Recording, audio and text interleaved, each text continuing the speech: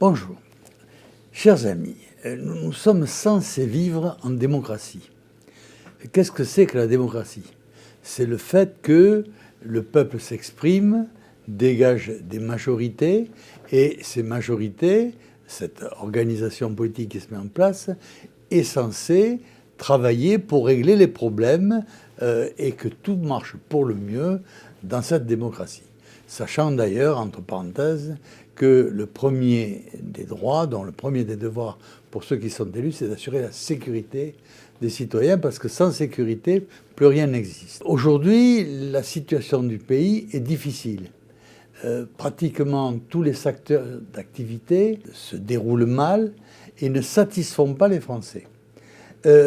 Sur un certain nombre de points, il se dégage une énorme majorité, comme par exemple la lutte contre l'immigration sauvage, qui recueille 80 voire plus de 80% des suffrages et qui donc devrait s'imposer au monde politique et se traduire par des lois mettant en place cette lutte contre l'immigration qui perturbe tous les secteurs d'activité du pays.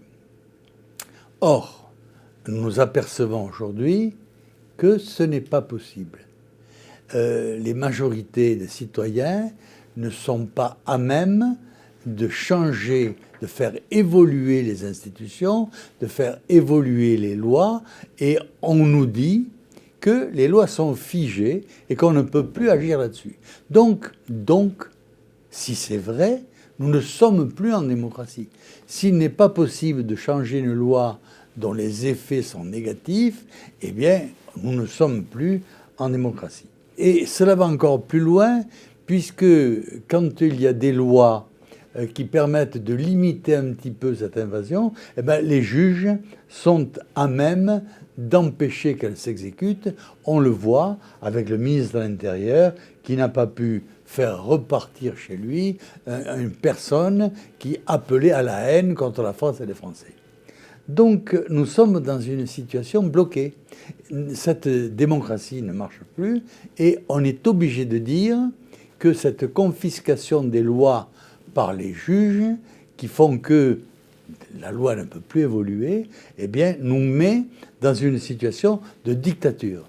Situation de dictature avec la complicité de pratiquement tous les partis politiques qui sont installés à l'Assemblée, puisqu'ils sont incapables de débloquer cette situation tout à fait scandaleuse et tout à fait antidémocratique. Alors, qu'est-ce qu'on peut proposer? D'abord, on peut proposer que les gens s'arrêtent de voter pour ceux qui ne sont pas capables de débloquer une situation. C'est la première des choses. Et ensuite, qu'ils s'orientent vers ceux qui ont le courage de dire et la volonté de faire, exprimés aujourd'hui exclusivement par Éric Zemmour et Reconquête.